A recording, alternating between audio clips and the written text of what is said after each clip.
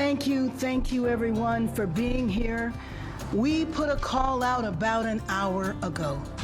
And with this call, and I'm so glad that you are here as children. Yes.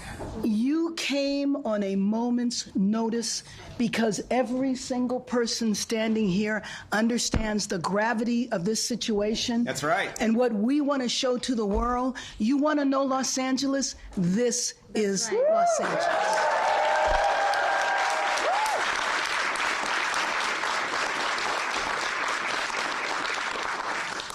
Last Thursday, Los Angeles was peaceful. There was nothing happening here that warranted what began to take place on Friday. So today, I wanted to present a visual, one that Angelinos know, but I just want to make sure that the state, the country, and the world knows that this is Los Angeles. We are a city of labor. We are a city of businesses. We are a city of faith. We are a city of believers, and we are a city of dreamers.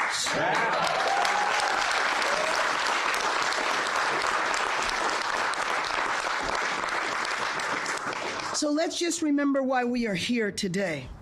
Last Thursday, ICE entered our city and provoked the city by chasing people through Home Depots and car washes and showing up at schools, and today showing up at emergency rooms and homeless shelters. ICE intervened as a pretext to federalize the National Guard, and then in the White House, the National Guard was complimented for the work that they did to keep peace in the city Saturday night. But I will tell you, the Guard didn't even arrive here until Sunday. They used this as a pretext to send the U.S. Marines into an American city, which will target our own citizens. They've been threatening elected officials with arrests, and they just shoved and cuffed a sitting U.S. senator. Wow. How could you say that you did not know who he was? We see the videotape. We see him saying who he was. But how do you not recognize one of two senators in our state? That's right. And he is not just any senator. He is the first Latino senator to ever represent our state.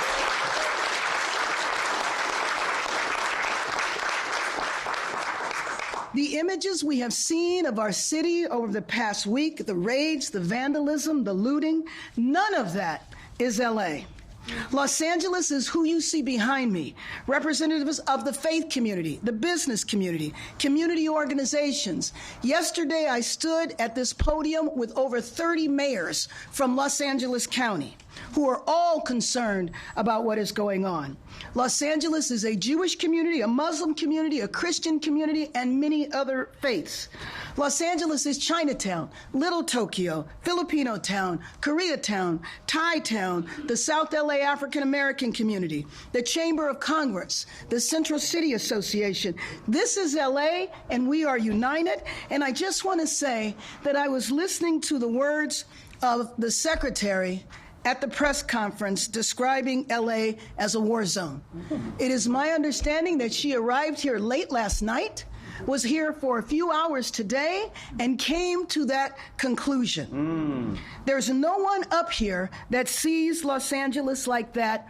And I know, as the press, you know this is not all of Los Angeles. This is isolated to a few blocks in a city that is over 500 square miles. Right.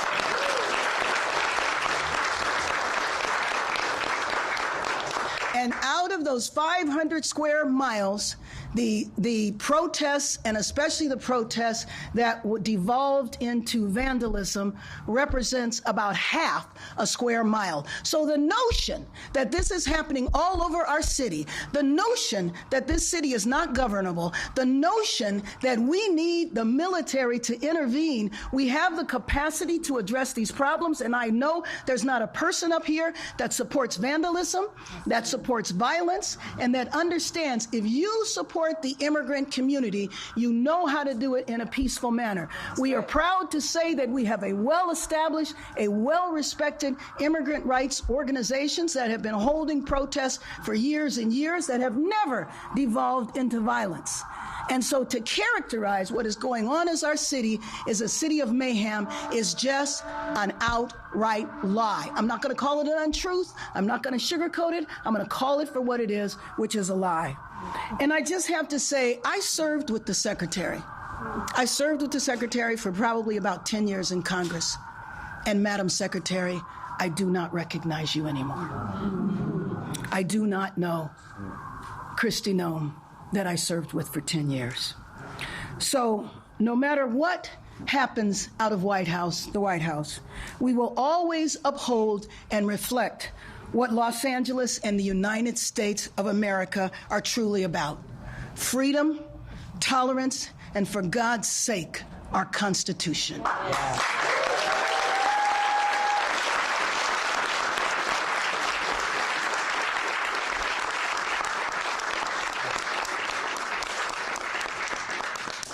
With that, I would like to introduce Angelica Salas, the Executive Director of CHIRLA, one of the most respected and established immigrant rights organization that has been in our city for over 4 decades and is known throughout the nation.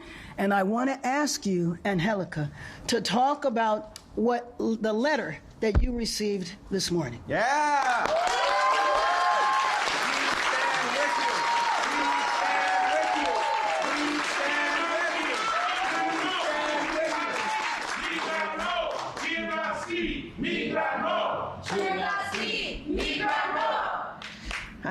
Thank you, brothers and sisters.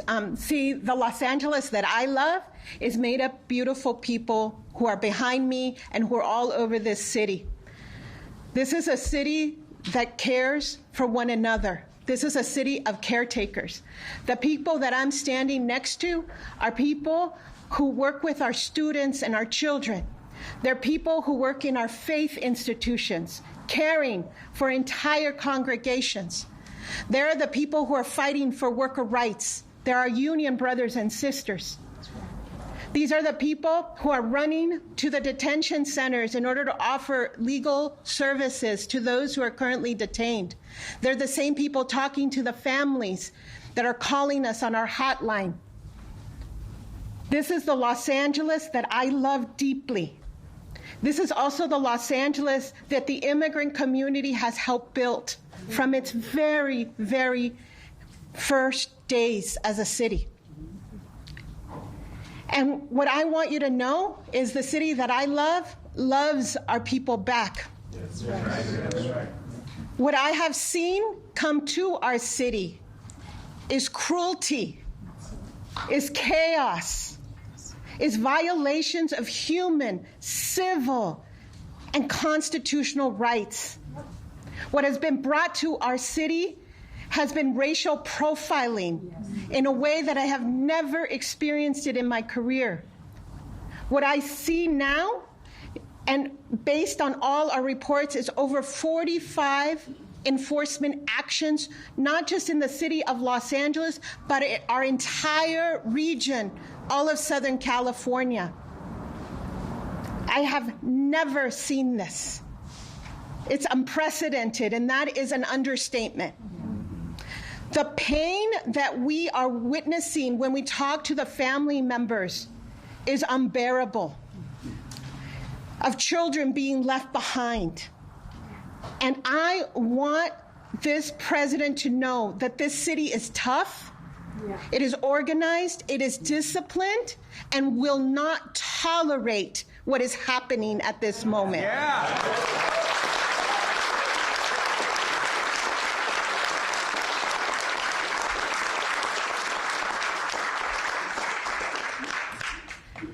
What was very clear to me this year was, at the beginning of the year, is that they were not just going after the immigrant community, but they were going to go after all the immigrant rights organizations that supported them. And they did. They began by defunding us, by making sure that organizations here next to me wouldn't have the resources to be able to go represent children and vulnerable adults, disabled individuals in detention, that took away legal services from those who are still trying to find their parents and their children from the first Trump administration. And now what I see very clearly is they're coming to the organizations by then, I would say, just saying the most vicious of lies of who we are and what we do and what we're about. But the truth is the truth, and it's based on our actions. Not actions of this day, but actions of decades. That's right. And yes, we have received a letter from Senator Josh Hawley. Shame on that. But what I want you to know is that's not going to deter us. It's not going to intimidate us from standing with our immigrant community, by standing with our families, by demanding due process, by demanding that there be accountability for the violations of human and civil rights that have occurred in our city. But I know I'm not alone. These are all the people who are here with me, and there's so many good people in LA, and we're going to stand together.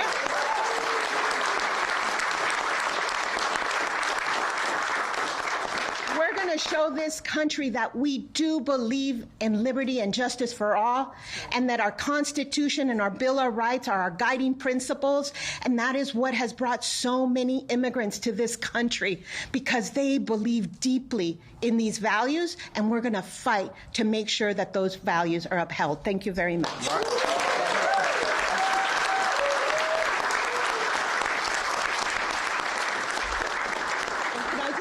Thank you, Mayor.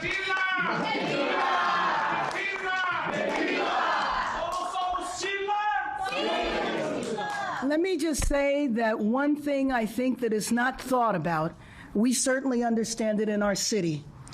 The immigrant community is vital to the economy of our city. That's right. There are entire sectors of our economy that will not function if the immigrant community is too afraid to go to work and too afraid to go to school. You could talk about the construction industry, and I think there's a lot of building that needs to take place here.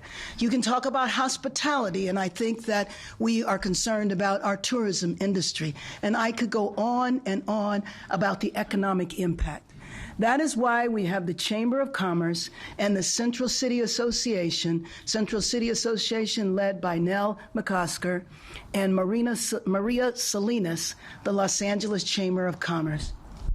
Thank you.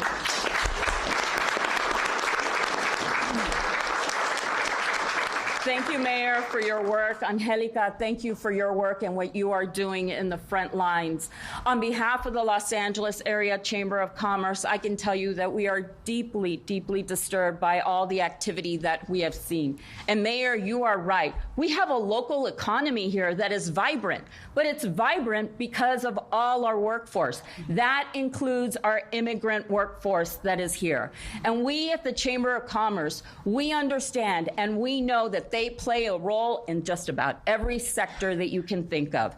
We understand that together, that we power one of the largest economies in this country. And it is important for us to recognize that if we have employees that do not show up to work, right, that's a problem. If they do not show up to their health appointments, that's a problem. They do not show up to their school and their education, that's a problem for our broader community. We want to see this community thrive. This is the Los Angeles that we all know. And I'm so proud to stand with all the civic leaders that are here, the business leaders that are here to say enough. We need to de-escalate this. We cannot have what happened to Senator Padilla today. That cannot be the norm.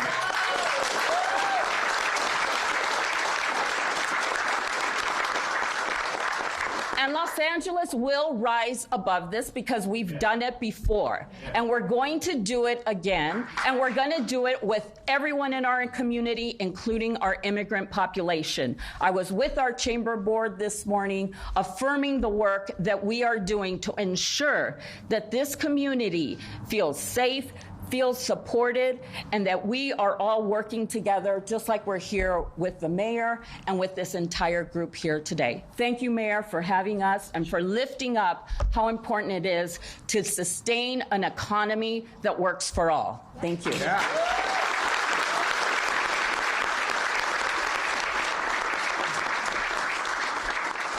I started off my day meeting with representatives of the business community and the labor community, which plays a vital role in our city. And there are already reports of people not showing up to work, of empty store shelves, of people feeling that they cannot leave, kids and families afraid to go to graduations. The attendance at graduations being down by 25 and 50% because parents are afraid that on one of the most important days of their lives that they cannot attend the graduation because they might be detained by ICE. This is not the America, this is not the city that we live in, and we will not accept this. That's right. We are also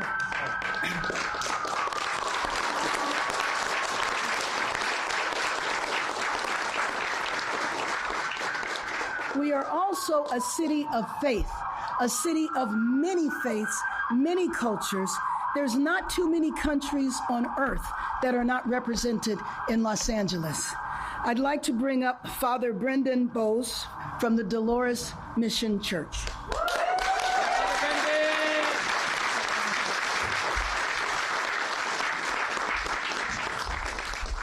Thank you, Mary Bass. My name is Father Brendan Bussey. It's okay, Polish immigrants do strange things to their last names. As you said, I'm the pastor of Dolores Mission Church, and it was great to have you stand with the interfaith community. I hope you felt the interfaith community standing with you on Tuesday when we came into Grand Park to pray in peace, to pray for peace, to bring a presence of peace. And I know, as you mentioned, the children that are here and our families are feeling that this is a moment that is quite scary for many of us. But I stand here today to remind us that this is also not just a scary moment, but a sacred moment. Yes. This is a sacred moment where we as the city of Los Angeles stand up and recognize that there's two ways we can live, as if everything is sacred or as if nothing is. Yes. And we stand here today because we know that everything and everyone and every place is sacred. Yes. There are some in our government, as you know, as we have seen, that act as if nothing is sacred. Yeah. Not our churches, not our schools, not our hospitals, not our shelters, not our homes, not our streets, not our parks, no place is sacred. And nobody is treated as if they were in this city by this government. And so I'm here to remind you that this is a moment where we have a choice to make. If everything is sacred, then we need to respect the dignity of all people, respect the rights of all people. We need to do everything we can to advocate and stand for that, and everybody in this room, I think, stands with us as we say that. I go to my school every day, and I hear things now that I don't ever want to hear. Children looking at me saying, "Father Brendan, I saw you on the news." That's something I never wanted to hear. But I asked one of those children, I said, "How did that make you feel?" And he said, thought for a minute, and he said, "Strong. I felt strong when I saw you up there." And that's what I want everybody to hear in the faith community, the civic community, the business community, the whole of Los Angeles. Then we stand together. Our children do not feel scared. They do not feel threatened. They do not feel worried about who's going to be home when they get back from school. They feel strong when they see us standing together. They feel brave when they see us acting in their name. They feel proud when they see people standing up for what is right. And that's what we do here today and always. As we said in the park on Tuesday, we will continue to be brave with our love, because that's what Los Angeles is. Someone at that action was there crying in tears, asking, "Where is my family?" And as I heard them say that, I said, I don't know where they are, but I know exactly who they are. They are our brothers and sisters, and we need to start acting as if that were true. We will be brave with our love. We will be brave with our love. We will be brave with our love.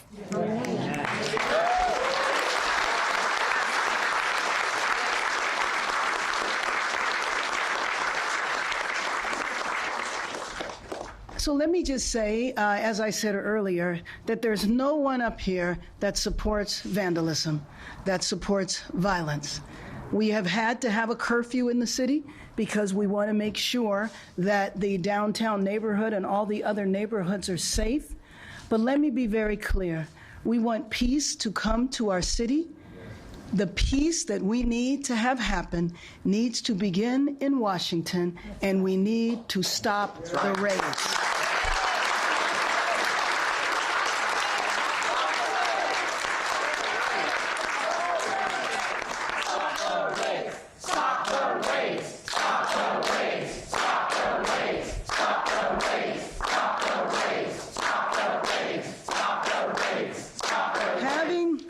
Having the military, soldiers who are trained to fight wars on foreign soil here in our city is not going to bring peace because, first and foremost, they are not needed. Second of all, federalizing the National Guard will not bring peace to our city. That is not all that is going to do is provoke people and create and add to the sense of fear in this city. We know how to bring about peace, and peace begins with ICE leaving Los Angeles. Thank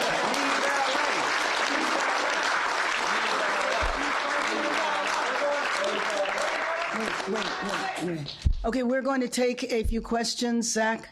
We're going first to Anna and then to Robert. Mayor Bass, have you been able to get on the phone with President Trump? No, I have made a formal request. I have talked to members that are close to the administration. We will see if my formal request is granted. Is he denying your request? There has just not been a response just yet. We're going to Robert and then Josh. Hi, Mayor. Hi. Let's talk about the curfew. Is it going to continue? How long is it going to continue? Does the zone need to be expanded after we saw last night included? Well, I don't think the zone needs to be expanded. Unfortunately, we will continue the curfew. And my hope is after continuing it a few more days, that people will get the message that we are serious. The arrest that took place last night was not for looting, was not for violence. It was for unlawful assembly and curfew violation. What I noticed when I was traveling the streets late last night is that the people that were out on the streets were young people waving flags, and they were not violent. That was not the group that has committed the vandalism. We're going to Josh and then Maria. Mayor Bass, in her remarks earlier, Christy Nome said that you have not responded to calls from the White House. They tried to get... Like I said, I do not recognize the secretary anymore. I don't know who she is. That is a complete lie. And what would you like to I have spoken to Senator Padilla, and I just, want to express my concern about his health, about his safety. And, all I can say is that, in some instances, there's no words. This is a sitting U.S. senator, not somebody, and frankly, if you're going to come into town and say you have diagnosed what is happening in our city, and you don't even know who the U.S. senator is?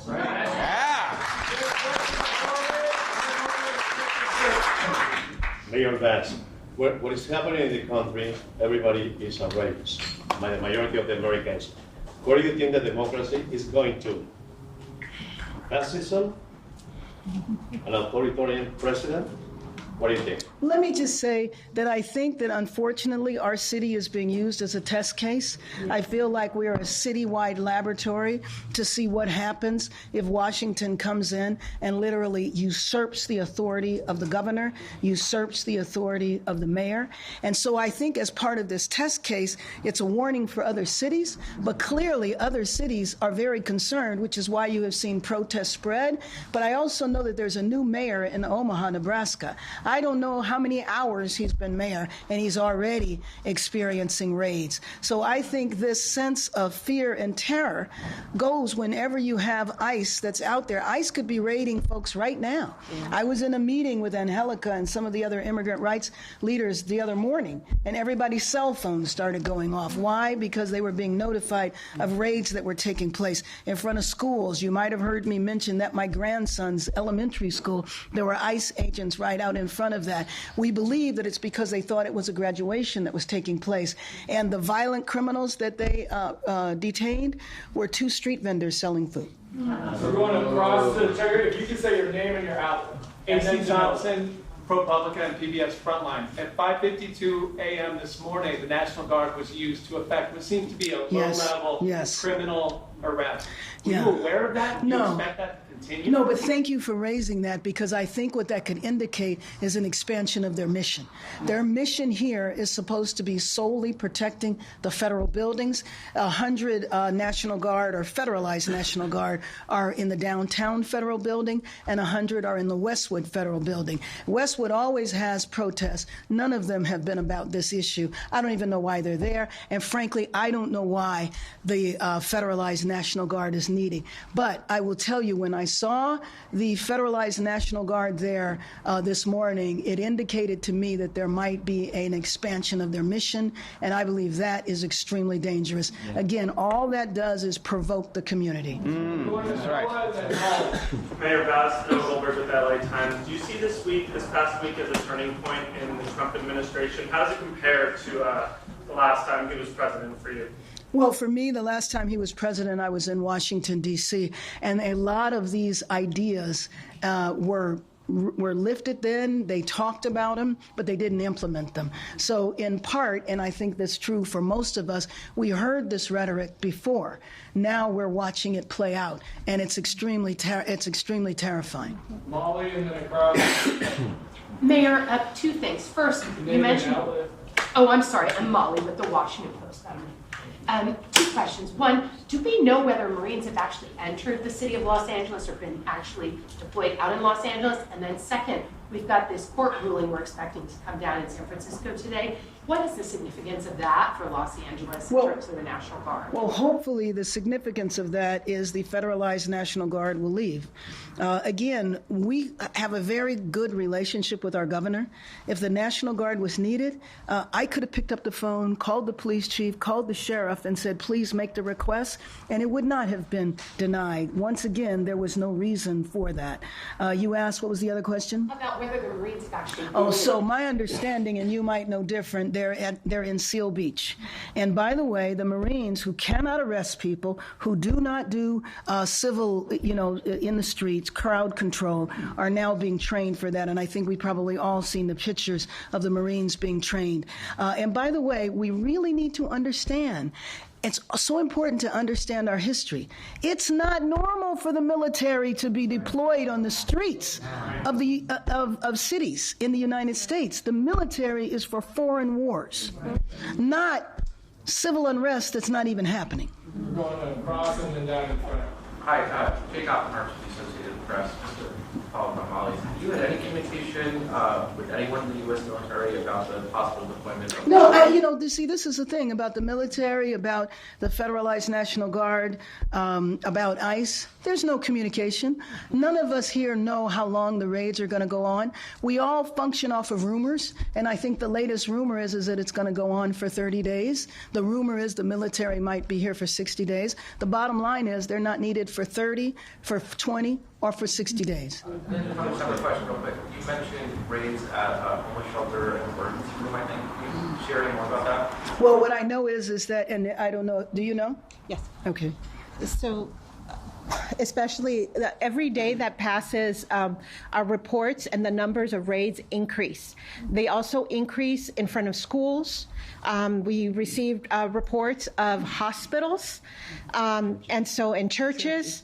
And so what I need you to understand is that each day there are multiple actions. And they're not just in the city of Los Angeles. So they'll be in Whittier, they'll be in Downey, they'll be in all adjoining cities, regional cities.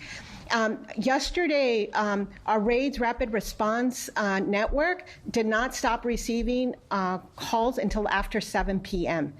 And so there's two kinds of reports. It's the community is also very scared. So even if they are not at an enforcement site, what's happening is they're witnessing everything. Right. So a lot of our volunteers.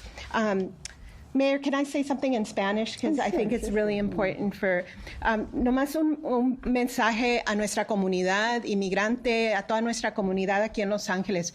Lo único que sí les quiero decir es que toda esta gente que está aquí, todos son líderes cívicos de Los Ángeles, con nuestra alcaldesa, todos diciéndoles a ustedes que no están solos, que vamos a luchar con ustedes por sus familias, porque son las familias de Los Ángeles, y que estamos dispuestos a seguir luchando con todo, con todas nuestras capacidades, para que la inmigración, para que estas redadas paren. Muchas gracias. Claro.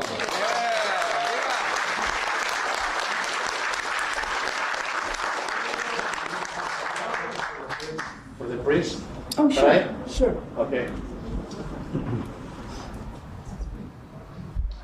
Father, many parishioners from all the Catholic churches are asking their pastors if they can go to Mass on Sunday, and there are some groups, Catholic groups in different dioceses, the Diocese of Orange, for example, they already cancel their community events. What is the message for the Catholics to take action or to stay in silence? Yeah, thank you. It's a good question because there is a lot of fear. A lot of people aren't showing up for work. They're not showing up for school. They're not showing up at church. And what I would say is I don't know of any specific decision, at least in the Diocese of Los Angeles, to advise around that.